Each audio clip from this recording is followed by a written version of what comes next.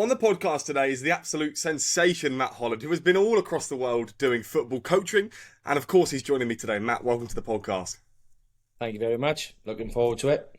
Absolutely. And so am I. You know, it's been a long time coming. There's a funny story as to into this. And obviously, I don't think you know, but there's been 3 Matt Hollands that I've been speaking to across the last couple of months. And I got confused between all of them. But now we've got you on. So thank you very much once again for joining me. You're arguably one of the most diverse people that I've ever spoken to. I mean, the countries that you've been to are so unique, but it all started off in Wales at Cardiff City. Could you speak to me about the time that you got there and your ambition into being a coach so early on? Yeah, I'd left TNS in the Welsh Premier League as a YT, really. We were on a scholarship programme. I'd had some experiences in and around the first team, but sort of realised that I weren't going to make it into the Premier League. Weren't really prepared for grinding through the leagues. Many a young player sort of, I think, felt like that way at the time. So I thought, well, if I start coaching relatively early, I might give myself a chance of getting there or trying to earn a career out there, which so far I have done. I started working or coaching my local village team, really, like lots of people do. Unpaid, grassroots, helping out, friends, children.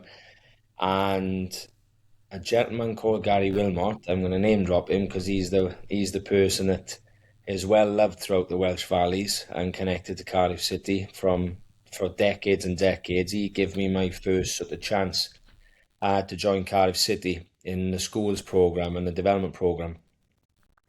And then, I spent 5 years there in the community programme and doing academy teams, and really where you really earn your money because you're not earning a lot at that time. That was in 2007-8. Cardiff got the FA Cup final that time, that year, under Dave Jones, and from there I ended up going to Malaysia with the ownership as part of a project and the chairman at that time. So I went with an ex-pro, Kevin Cooper, who we'd met at Cardiff, and we're still very, very close friends to this day. We speak every few days. His son Ollie plays for Swansea City, and he's been in and out around the Welsh squads. So that was where the start of the journey was, and then obviously go into Asia, and Malaysia specifically first. It opens your eyes to opportunity, environments, networking, and the vast range of opportunities that there are out there in the game. And it's a really important point that you make there, but what about the language barrier? Because there must be one, right? Well, Malaysia has a long history. They're independent now. They previously weren't, so I think they were under British rule, or I'm not sure if that's the right way to describe it really, but obviously the Britons were there at some point. I don't really like talking about that type of stuff, but yeah, I think it was British rule in yesteryear, so British education, English as a first language, it changed to local language. But one of the things I did on our first trip to Malaysia, which helped me really get the job out there with Kev, was I learned a few different words, colours, phrases, numbers, ready to go in and do the soccer camps when we first went over there as a team of 15 people from the community department at Cardiff City. So I learned the language very quickly. I'm not fluent to its maximum, but I speak it very well. I understand it very well. It's easy to read and write because it's the same alphabet. It's quite easy to learn. Thai is definitely not easy to learn, but I'm equally as good in terms of speaking Thai. I can't read or write Thai, much to the dismay of my wife, but my son at 7 he speaks English and Thai and some Mandarin, so he's much better than me. But there are language barriers, but it does help when you can at least do a little bit, And that's the thing, right? Especially in football, there's 100, maybe 200 words that you can learn, and that's somewhat fluent within the footballing game. Could you speak to me about the time that you did go to Malaysia? Then you were the manager of the under-13s national team, so football out there is taken quite seriously, it seems. Yeah, that was a project with Cardiff City. So there was a sponsor, Yamaha, in terms of motorbikes, and I think they're in music also. I'm not a great musician, great singer by the way, being Welsh. I think we all are. But I think they do musical instruments. Yamaha sponsored a tournament run by Cardiff City. We then had a regional competition, and I was employed as the manager slash head coach as part of the Cardiff City project with some local staff. It was an annual tournament. Two squads from Malaysia. One was national, like selected by the FA. Ours was more of a regional selection under the Cardiff banner. And then we also played against Thailand, India, Vietnam were there, and might have been Myanmar. So 6 teams, I think, if I remember correctly. It was some years ago, that. But that's where it started. And then shortly after that, I departed my role with Cardiff. That was I think that was in the June, and I left in about the August, I think September. There's just been some breaking news actually that Enzo Maresca's been hired by Manchester City. What's your thoughts on that then? As you know, someone who's I know that in the Premier League it's much more common, right, to see a foreign manager come in, but in places like Malaysia and Australia, you know, it's not really the go-to thing. So for you to be a Welshman to go abroad, what's that like? Yeah, it was great. I mean, I've had some unbelievable experiences in Asia the last 10 or 12 years. You're in environments where, you get to go to different events with politicians. I'm fortunate enough to have one or two members of the royal family in Malaysia that are good friends of mine, and I've spent some time with all because of football.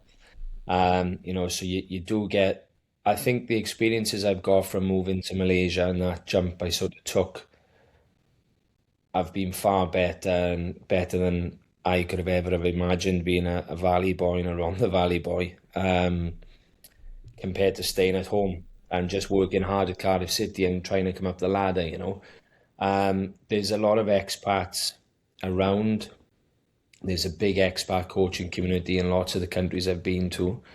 Um, but of course, locals are very proud of their football tradition, and that's one important part that you have to adhere to. It's not just lift up European football and drop it into domestic football in different countries. Now you have to respect the fact that they've had football for a long time.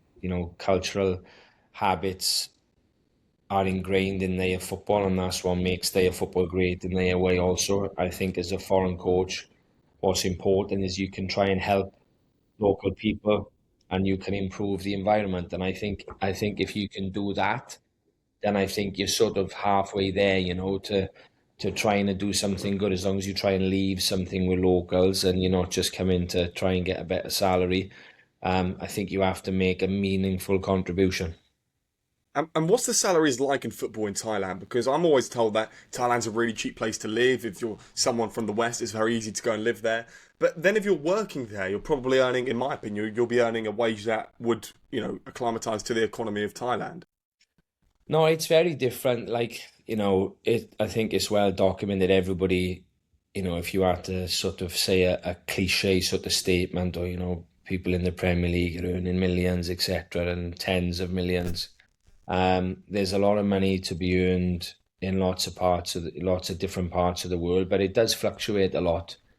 They without naming names, because it's obviously private and confidential to those people. I don't think you really know what anybody actually earns unless you see the numbers on the contract. But in the Middle East, there are coaches also earning, I think, tens of millions. In Southeast Asia, there are coaches that are, probably earning 30, 40, 50,000 US a month in some clubs, maybe a little bit more in others, but not all of them.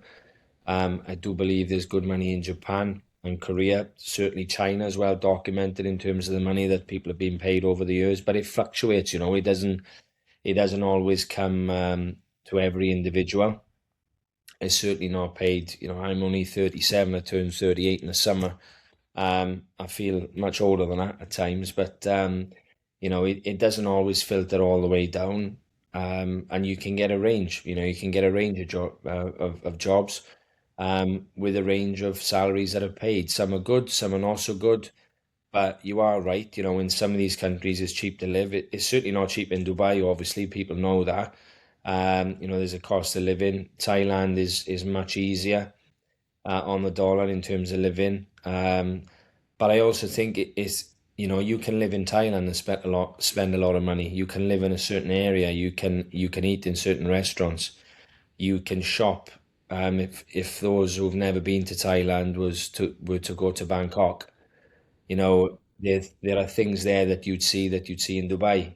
All the luxury of these malls, these apartments, these houses. You get it. You do get it, and I think every country has the hubs and the hotspots of that level of life. You've also got the working class sort of level of life, and you've got really much cheaper places for those unfortunately that are just trying to make their way also. When you were in Thailand, you were working as the head of youth development, but the club as a whole had a really successful season. They managed to win the Thai treble, but they also reached the AFC Champions League quarter-final. For you to be in an environment where it's so competitive and they're achieving it on a scale that perhaps you're not directly involved in, what would the youth players be like in an environment that's so competitive? Well, at Buriram United, it's a club that's very close to me. I still have a very, very strong relationship with the management of the club. I actually spoke to one of them late last night. He's just recently married and he's transitioned from overseeing the youth to the first team now, which is again well documented in today's media. That's the son of the owner. So when I first went there that year, he was still in school in Millfield in England. Um, and now he's in his mid 20s. You know, what is it, 13 years later, and I'm just recently married. So like the journey of the club, I've been in there three times. That year was quite special because I was very young going into that job. I was 24 at the time. I was certainly the youngest in the region to hold a head of youth development slash academy director role. I wasn't really aware of what I was going into, just that they had the best facilities in Thailand and probably the region at the time. They were a champion club. I hadn't worked in Thailand before, so the culture was completely new for me. Out of the main squad I had at under 18 level, a squad of 24, 18 of them turned pro. That's not on me, by the way. I was only there short term in the first phase. They had people before me, people after me, so we all made meaningful contributions. One of them, Super Choc, he's in Japan now with Consadole Sapporo. Um, he was in the under 16s, had lots of ability, but I wouldn't have said he would have done what he would have done, but he's a great kid. His brother has just signed for the Red Bull team in Japan. That's been big news. I think there's a transfer fee of $2 or $3 million, I think, that's gone through there. So those were in the academy at the time. There's lots of players playing throughout the Thai national team and the Thai league. But of that group, I think 16 of them went to Leicester City as part of a project for 2 years. So they'd been part of English football and the academy system, playing games, playing friendly games and training with other coaches. So when I went in, it was basically the tournament, which was the Coca-Cola Cup. I wasn't delivering with the first team, but the staff were British. I still have a very close relationship with one of them today, Daz Reed. He worked with me as my assistant at Lehman not so long ago. Um, and Glyn Thompson was there. Glyn's the under 23 goalkeeper coach at Leicester now. He was with the first team towards the end of the season. So, around good people. But I learned at Buriram what it really meant to have pressure and to win and to carry that responsibility of doing the right things, even though it's at youth development level. In Thailand, you were part of Army United FC. Now, I think you know where I'm going to ask this question. Is the club the army, or yeah, how does that work? Yeah, so the at the time they were in the Thai Premier League, I worked with Gary Stevens. Gary had a really good career in England. He finished his career early playing the World Cup while we were on that in Mexico. I think it was 86. He was one of two Gary Stevens. There was two of them in the same squad. Um, Gary, I think at the time Army had some support from Leicester City in terms of staffing and trying to help, in that type of way and recruitment, leaning on Leicester's recruitment modelling staff there to try and support them a little bit. A lot of the players were registered with the army, so at certain times of the year they had to go and do certain courses and play in certain tournaments. So they're classed as army officers. It's the same for another club in Thailand, Police Tero, and the Air Force. But then you've got players that are not involved in that, and you've got foreign players as part of the quota. So our management at the time, they held positions in the army also. Um, if I remember right, the team manager's name, so it's not manager like in England or the UK where, that's the head coach in today's modern terms. The team manager is sort of the guy who manages the logistics and makes sure the budget is right. I think his name was Colonel Chatri. Um, I never had any meetings with the head of the army, who was also the prime minister at the time. But Gary, I think, did. I think Gary met him on one occasion, but that was before I joined the club. I joined after 3 or 4 games of the season.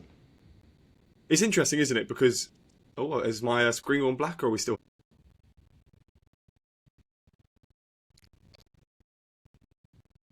Now it's gone black. Hold on a moment.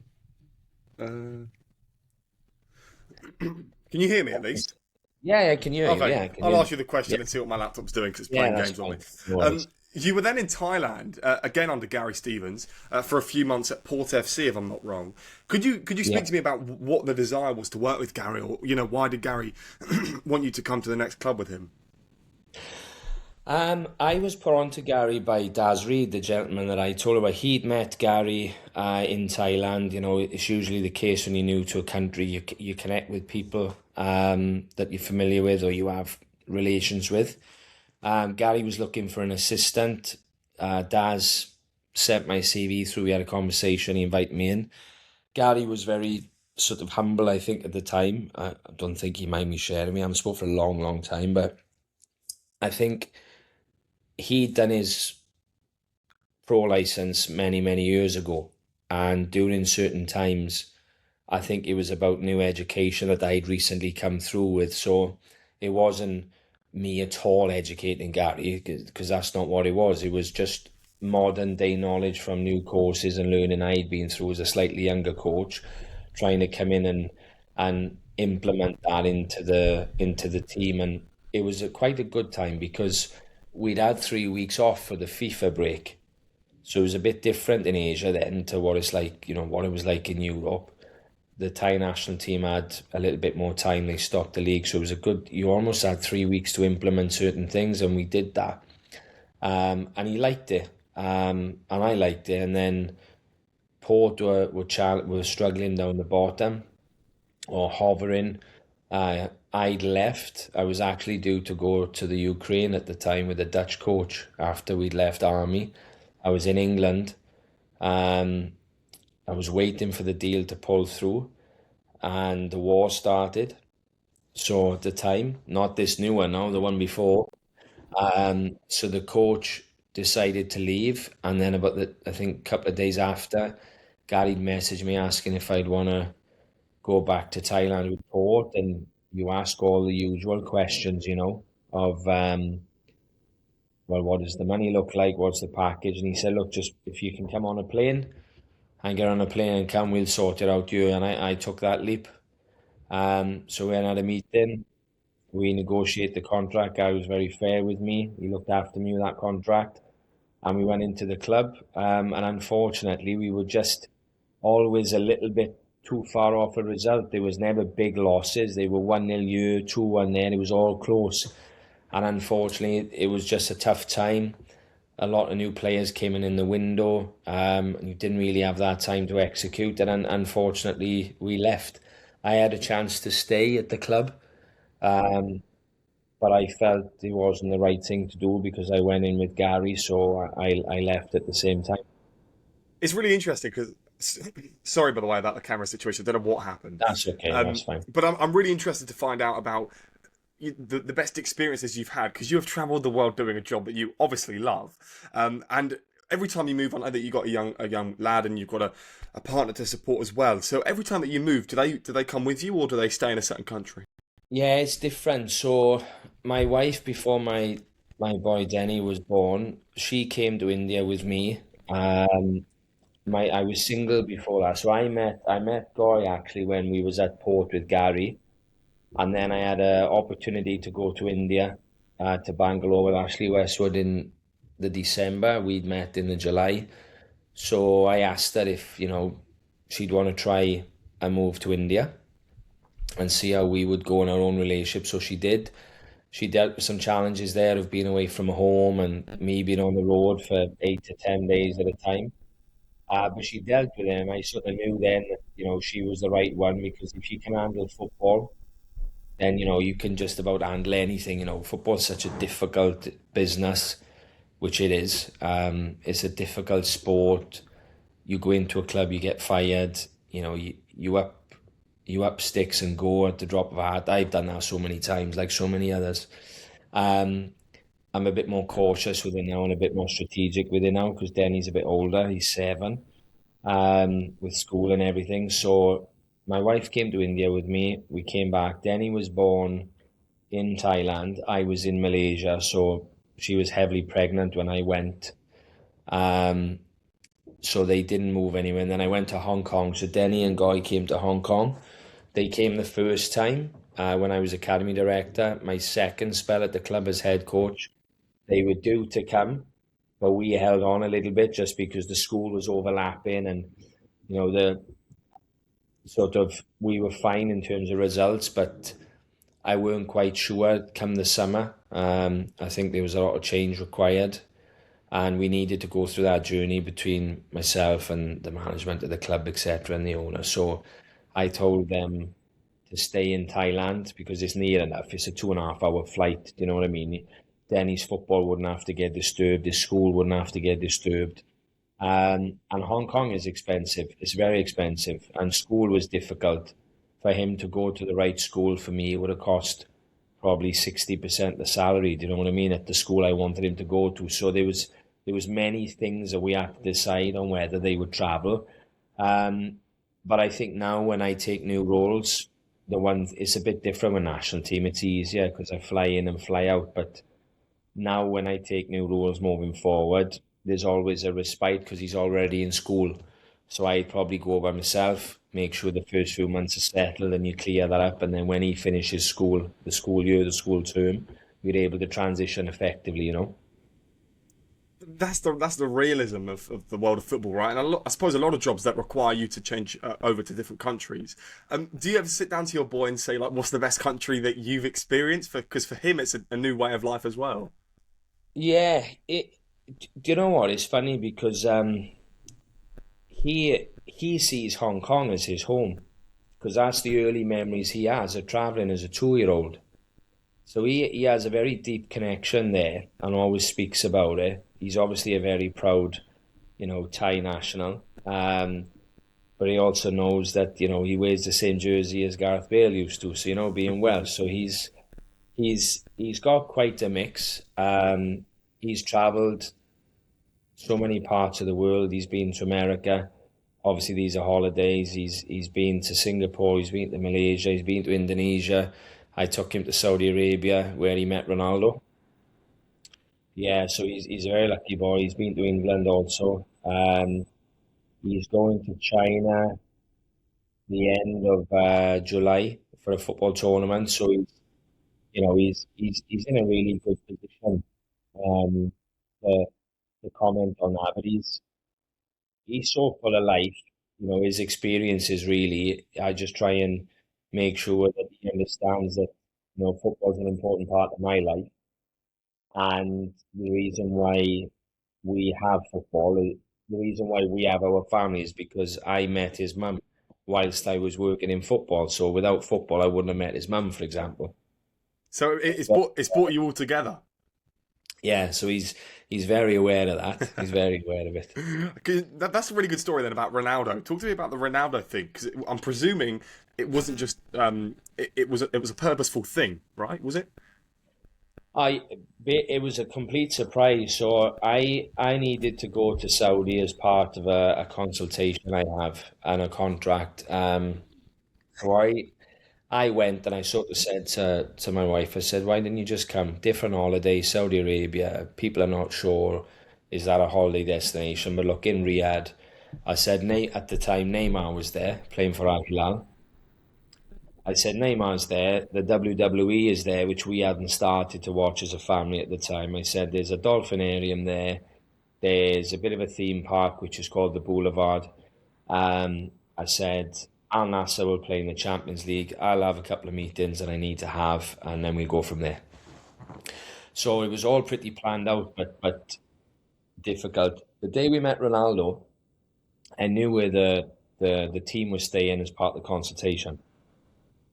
So we stayed in the hotel for about 7 hours. We went in early. We knew they'd report that day, and we sat patient. Colouring books, games, drawing, um, eating, coffee, breakfast, basically lunch and dinner before going to the game at night. And about an hour into that journey, that day, Ronaldo came and sat outside in a coffee area, and he asked me if I could go and ask him for a picture, and I said they won't let me, mate. So I said you need to go out and find it yourself. So he was 6 at the time. No, he wasn't. He was 5. He hadn't turned 6 because this was just before the January. So he's 5 years old. He went to walk out, and security stopped him. But Ronaldo looked at him and just sort of pointed at his watch and asked him to wait. And then 6 hours later, obviously he got prepared to come down to go out on the bus. So we sat in the foyer. Security said to me, "You can't do anything. Only him, being my son." And Ronaldo came out first, and he said, "You really waited?" And then he was like, "Yeah." And then he went and he said, "Can I have a picture?" So we had a picture. A really good friend of mine, Tom Heaton, is the third choice keeper at Man United. I'd mentioned to Ronaldo just about that relationship because it's always easier, just then a fan, you know someone that has something in common or know someone. So we had a couple of minutes chit chat, and then they went onto the bus into the game, and then we followed behind and went and watched them play Al Ain, and they won 5-1, and he scored. So it was an amazing, everything sort of all the pieces clicked together. That's a great story. I love those kind of stories because look, I've never met Ronaldo. The majority of us probably won't be able to, but it's just it's a work of art, isn't it? When everything goes to plan and you get to meet someone so sensational. Could you speak to me about India? So Bengaluru is a football club. It's actually the lowest rated football club on FIFA, which I played with them before, and I've actually lost to Bengaluru a few times, which shows my ability on the game. But what is Bengaluru like? Because I know that they're a pretty reputable club, obviously because of the FIFA starts, but also around the world as well. And you're working with Ashley Westwood, which is obviously a very reputable English name. Yeah, so I'd met Ash in Malaysia. They went to play Johor, which is commonly known as JDT. I knew a lot about Johor because I was working in Malaysia. Back then, LinkedIn wasn't what it was now. We both had an account. I saw the club, modernization of the logo, and I thought it was a bit different. So I did reach out to him and say hello. I knew that he was from in and around Northampton. That's near where my dad lives. So, you start to click on things and work stuff out. So I just introduced myself, and I asked him if he had all the information he needed for the game. There might have been some small things I could have shared with him to help him, whether it's for an individual player or not. But he's obviously very well prepared as a coach, and he'd had everything. But he was very forthcoming, and we went and met. Um, I went to the game. We'd had a chat. He shared to me about the things he'd done at Bangalore. We then sort of built a new friendship and relationship, which continued. I then went to work with Gary in 2 clubs, as we've just discussed. And then in the sort of November, Ashley had asked me if I'd like to go in. The head of youth development was leaving Bangalore, but he wanted sort of another local foreign assistant because he only had a local. So I tried to share a little bit about my strengths at the time, which being a bit younger, I can put a really good presentation together and visualize people's ideas. That's really common now, especially with ChatGPT. It wasn't back then. So I just contributed a little bit where I was another foreign voice. I was helping him with those types of meetings. he delivered lots of stuff himself anyway. I took 3 or 4 of the younger players in the first team on quite a common, you know, theme in the week on, it's called IDP now, but I was always doing a little bit extra with some of the younger players at the forward. That was one of the next best things coming through. Um, but again, I was only there 7 months. We won the league, which was my first experience as like an assistant within the first team. But um, relentless work. That very few days off, if any. A lot of traveling. Very different to go into that environment, but learned a lot. Felt like English football, training in the morning.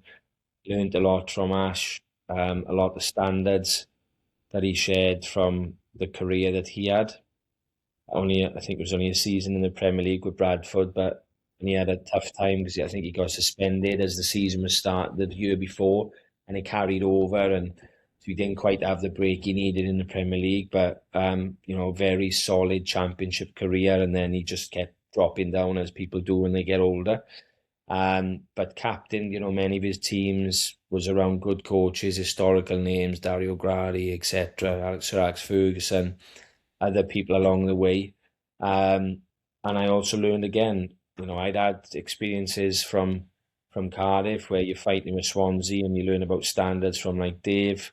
Kev Cooper, I mentioned, is an absolute gentleman and got really top standards and quite a different character. Learned a lot from Ash then, different stuff from Gary. So, a plethora of people that you pick things from, but hopefully, I would like to think that they've also contributed a little bit back to them also, in different ways, whether it be on the pitch or off the pitch. Again, it's so interesting because I've never been to Thailand. I don't think I've ever been to Asia unless we're counting Sharm el Sheikh, which I'm not because it's Africa.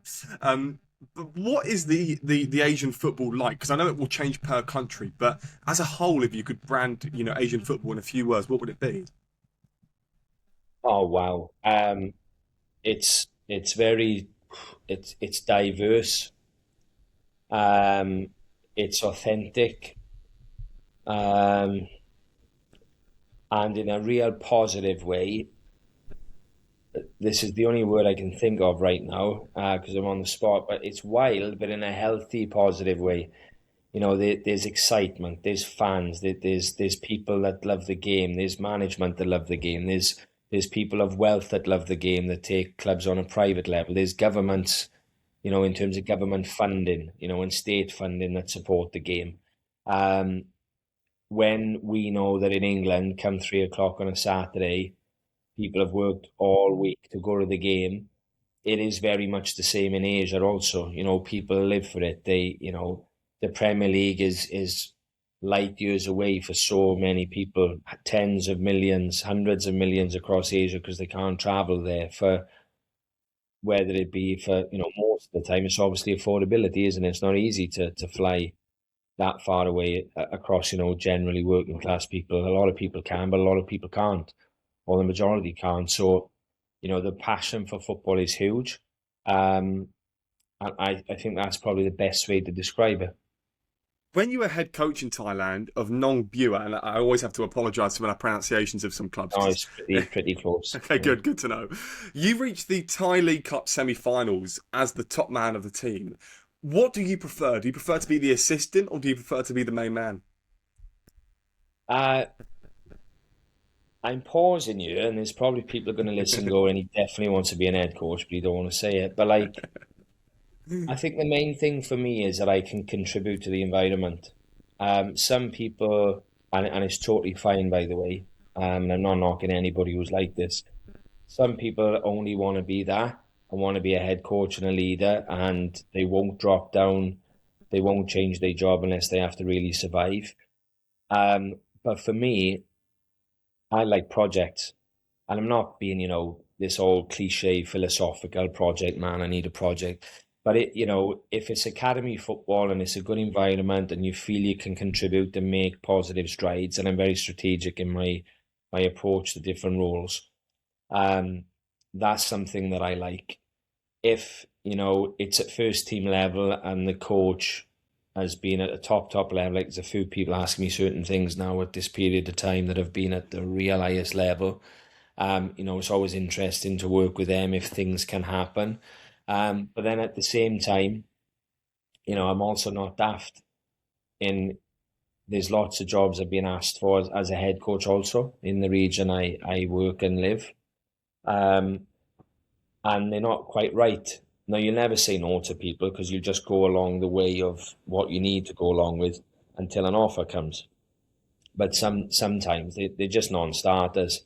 It could be money, it could be, the actual, not authority in terms of this alpha male to decide everything and micromanage, but at least to give yourself the best possible chance of trying to be successful, which, in the grand scheme of things, generally in Asian football or world football, you have to win games, right? So just sometimes you can go into a club and you're expected to win every game, but it's impossible because the club are not built for it and they're not set up for it. So I think, like, I have no real preference.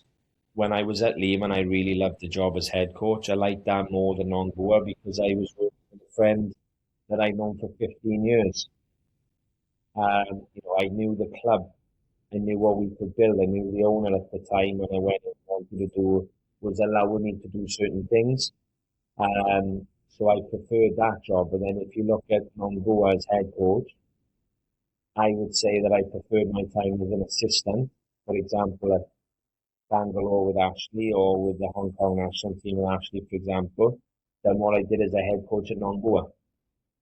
So I flip my hat not because I need to survive, just because I think it's important you actually enjoy your work. It's always great in football, but if you can enjoy your project and your daily work, I think it's much better. For sure, and I'm the kind of guy who likes a project as well, and I can understand why you're saying that because people want things to do and to look forward to. We are going to skip a few teams that you were at, including in Hong Kong, because I want to speak about a lot of your national team experiences. The first one that, if I'm right in saying, was Guam, which is, again, Yeah, if I'm not wrong, is a small island. yeah. What's it like to be part of a national team setup of a tiny island? Aye, it's unbelievable. So the Guam role came about because I went to the TST event in America. It's a $77 million tournament. So it was an Asian side put together by an individual called Anton Del Rosario, who was an ex-Philippine national team player. Anton had wanted to build the 7v7 space in the Philippines, and then he utilized this entry ticket that he got to the TST in the US to put an Asian team together. And it was completely random how I was able to go. I went for dinner with a few of the players he was invited. Somebody else invited me to this dinner. That's what happens in and around Asia. You get invited everywhere and you just meet new people. It's very random like that. And I went to the toilet, came back, and my mate had basically told them I'd be the coach for the team. So that's what I did. Then our team manager and ambassador was Cordell Broadus, who's Snoop Dogg's son. Um, so we built a really good relationship. We still talk until today. Ironically, they've obviously invested in Swansea City. Ollie's there, which is Kev's son. The world keeps spinning for me, and people that I'm connected to. So, but on that team, we had a couple of players from Guam, namely the captain, Jason Cunliffe. We got on really well. He asked me about helping out Guam. He'd set up a conversation with the TD of Guam, Ross Hour, who was also joint head coach of the team in a joint role. And they invited me to join the staff for the qualifiers against Singapore, me knowing that, I knew Singaporean football and some of the players, so I joined for the qualifiers. Unfortunately, we lost out over two legs. And then Guam didn't play for 18 months, which is when I went on and did the other national team jobs. And then fast forward until this year, 2026, left Hong Kong. That had finished, and about 2 days after, Ross had asked me, do you want to get the band back together again with Guam? And I said, well, it's December now. I don't really know what's happening. Let's let it go till March, the March window. Let's see where we are.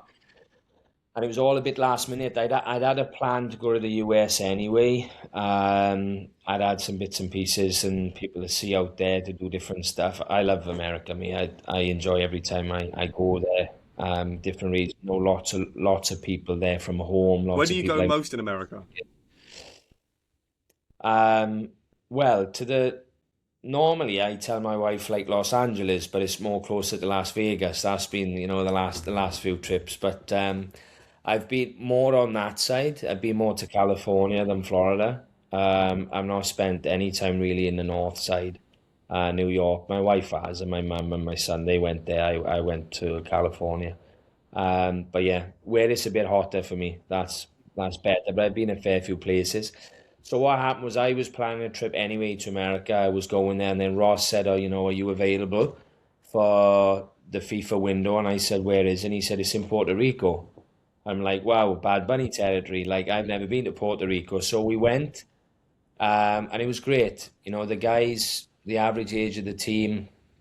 Oh, sorry, they're not average because Jay's a little bit older now, the captain. He's 42, but he's still going strong. Um, Most of the team are sort of 23 and below, so they're a crop of young boys coming out of college, playing in and around the USL, really keen, good kids, good backgrounds, and just want to learn and want to sponge everything. So that was really good fun to be around. That was in the March, and then in the June, which was just gone, it was really easy for me to continue because the camp that they had was in Manila, was in Philippines, which is only 3 hours from me in Bangkok. So if it was a bit further away, it would probably be more difficult to go a second time. But it was so near. It just made perfect sense. So I went to that trip. I brought in a friend of mine to work with us, Chris Neville. Chris worked with England. He worked in the Premier League, I think 15, 20 years as fitness coach and head of performance. He's the course director, I think, for the Masters football course in Southampton Solent University. He does also other consultations. So he's someone that I met through Ashley working with Hong Kong. And then we struck up a really good friendship and relationship very, very quickly. And then continue to try and do things together and try and look at projects because we sort of quite similar in that way around certain things. So Chris came to help out. He was off uni at the time. The in June nobody's in, so he had free time. So he came out, and we played the Philippines and Myanmar. The results were really tough, but there was actually a little bit of progress in there because that those teams are ranked much higher. They're much better, to be honest, and the players are playing in better leagues and stuff. But it was a great camp for progression, even though the result didn't reflect that. When the World Cup qualifiers come about, and obviously it's not just England that are doing qualifiers, everyone has the chance to be at a World Cup. I have made a pledge to myself that next time that happens, I want to watch more of these lower national sides and try and just see what they're going to do. Because you're with Afghanistan, and we all know the political turmoil that surrounds the country, and obviously that did kind of bleed into the national team setup as well. Did you actually spend time in Afghanistan, or was it done all remotely? No, no, I didn't. Ashley did. I think Ashley went. I think Ashley went for his negotiation, maybe, of his contract. Um, I didn't. Um, I wasn't required to go actually, so I didn't go. Lucky, really. I might have had a difficult decision to make, to be honest. Um, all of our camps were based in Saudi Arabia, so yeah, they had some relationship and some. I don't know if it was an official partnership, but some form of MOU where the camps were held in Saudi Arabia. So everything was in Saudi, apart from our first game against Qatar, and then obviously the away match against India, for example, and Kuwait. First, the first game that you mentioned there, Qatar, was a very heavy 8-1 defeat. Mhm. And if I'm right in saying, I don't know if that specific game was, but there was in your tendency there, you were qualifying for the World Cup that's happening now. There was a few games that touched over. Yeah, yeah. So that was World Cup qualifying round two. It was so difficult. Mm. I mean, between Ashley and I and the captain. The captain, Amiri Haroon. I was actually with him on Friday evening. Not Friday evening, Saturday evening. We went for dinner. He lives in Dubai now. He's retired. We basically had to organise everything, flights, visas, try and sort it out. And the boys arrived a day and a half before the game. Match day -1, I actually had to fly back to Thailand because my visa was running out and I had to renew it. And you have to do it properly, so I couldn't miss my visa renewal, so I can live there. So I wasn't there for the game. Not that that had any effect on the result at all. It was just difficult. We didn't really know many of the boys. We didn't have previous footage to really go off with some of them. It was a mixed squad. Players weren't fit. It was quite crazy because they went 1-0 up and then we equalised. And I was like, what? And then obviously they opened up the floodgates on us. But I then flew back again to Saudi and we played Kuwait at home. And again, we did really well for about 60 minutes and then floodgates opened and it was same thing was catching us out. So unfortunately, the first two games probably cost us in the grand scheme of things. But then in 4 games, we almost qualified. And every camp then was like, 3 weeks in Saudi. It was almost like a mini pre-season all the time. And it was tough and it was tiring and we had to really dig in and but it was a great experience, one I'm very, very grateful for the work, grateful to Ash for wanting me to be part of his team. Always the other people that came in and helped us. There was people, a fitness coach Ashley had liked and worked with from India, Savannah. He was at Bangalore. I think he took him to another club. A physio that we had from he's English but lives in Australia. Ashley had known him 20 odd years ago and he's a really good person. Scotty came out to help us, and then the last camp when we played Qatar and Kuwait in the final 2 games, Glyn Thompson, who I'd spoke about, that worked with me at Buriram and is now at Leicester. Glyn was actually in Hong Kong with the Sevens, with Leicester City, and on the way back through, he stopped off to join our camp. So that tail end, and we missed it by 20 seconds. 20 seconds we missed on qualifying for round 3. So obviously round 3 is all the big hitters of Asia. 3 groups of 6, and then they pyramid as they do naturally, and then Iraq, obviously, they went into the qualifiers, which were played, in the recent FIFA windows before the actual tournament itself now. And I suppose with the expansion of the World Cup, it's only going to help other nations that maybe haven't had a chance to qualify before with that opportunity. Really briefly then, you went with Ashley to Hong Kong and the national team set up, a place that your son calls home. What was that like to represent the country? I know it's a small country and, there's been some turmoil there, but what's that like? Well, the experiences of Guam, I sort of knew what it meant to represent your national team as a coach. I'd also had that in Malaysia during in my second role there of being overseas with the junior national team. So sort of, the national anthems, some of the cultural effects around teams when they travel. It gives you an immense sense of pride. I've never, represented Wales as a coach, but and at junior level, I didn't play it for the full Welsh team. It was regionalised before it went to the next step, the next age group, and I didn't get that far. So to represent somebody else's country, whether you can sing the anthem or not, but it gives you, I think, another level of pride, a different level, because the pressure is not more, but it's more in a different way, I feel, because you're trying to do well for somebody else's nation. The Hong Kong role, I'd already been to Hong Kong at club level. I sort of felt national team was a little bit suited to Ashley at the time after some challenges at club football. So I felt the national team was good because he's a very good tactician. So I felt that, shorter time frame, he's able to deliver the tactical detail that he can.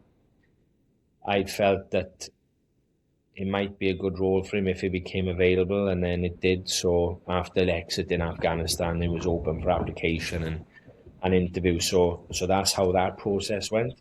My role, I was fly in and fly out as a consultant.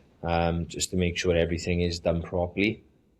So I'd go in as a consultant, as an assistant coach with Ashley. So I wasn't full time there. So Ashley was there full time on the ground, all the games, every weekend, roaming around training sessions. I just happened in the end, I was having discussions with Lehman already. So just before we actually went, um, it was already agreed to go to Lehman. I just asked for a period of time to make sure that, one, I could still commit to Ashley in the project of trying to qualify for the Asian Cup. There wasn't any bad crossovers where I wasn't able to go with the team. And Lehman they had some really tough Champions League games, and there wasn't no time to prepare the team. So I didn't feel it was the right decision to go in so early. But the conversations were already sort of happening. It was likely to happen. It was just me saying yes, basically, to the package, and then the time frame and whether the club would accept it, because also my assistant, he wasn't available until a certain date, and I didn't want to go in without him, not because you're not capable, but then when you go in together as a team of 2, 3, or 4, you just sort of hit things from day one, and then from day one you're in a better position, to try and do the best that you can. So now we're speaking about the future. Obviously, you're in Dubai now, and you more recently were in, obviously, as you mentioned, the Guam national team set up. What's the future like for you? Are you still with Guam, and if so, what's the future looking like there? Yeah, so with Guam, it's basically they haven't consistently played back-to-back windows. Ross has his plans in place now leading up to qualifiers next year. Um, my situation right now is that there's some interest. There was a role just recently that was very, very close that didn't pull through. Um, there's always people that reach out. Um, and as I said before, so sometimes it doesn't work. Sometimes it doesn't quite pull through. Sometimes I probably have to give up too much in terms of in and around my family. Sometimes I might have been to that country already, so I'm thinking I want to do something different. Um, then there's lots of factors that can contribute to just getting a deal over the line. It's not just because they decide to go with somebody else, or you decide it's not right for you. There's lots of different pieces. So for me, I think moving forward, um, like everybody who works in football, who's played football, you love it at the bottom of your heart, even though it can give you some trouble. Um, Football is growing, no matter what people agree or disagree with. And as long as the projects are right and the opportunity's right, um, then I think my eyes and ears are always open. But generally, you'll always have irons in the fire. Everybody's like that. Every coach, or everybody you'd be able to speak to on this podcast, everybody will always have some irons in the fire. I'm just fortunate where I can apply for things, or there's people that want me to work with them. There's people that will try to put your name forward and ask you for if you're interested in roles. Um, and at the same time, I'm fortunate where I think I'm humble enough. I think most would agree that I can change my hat to suit the role that's needed. I don't get, hung up on I need to be the alpha male and dominate all the decisions. If I can contribute to a project or the team of staff in a certain way, I like to think, for example, if I went into a club at a really good level as a first team coach, so the assistant, you're the first team coach. The way I try and describe it to people is, yeah, I'll go in as first team coach and I have task A, task B, and task C. But because of my previous experiences of higher level roles and leadership roles, when tough times come, I'm able to at least offer some form of piece of advice because I might have faced something similar in a previous role. So that's the value that I try to bring in terms of always culturally very good with people. Sometimes that's a challenge because you have to let a lot go that generally maybe people don't want to do. But I can definitely add value in different areas, even though that's my job scope. And if, I'm not one of those that give advice and get angry and, frustrated and bitter because people don't listen to it. I don't think you should ever give advice on the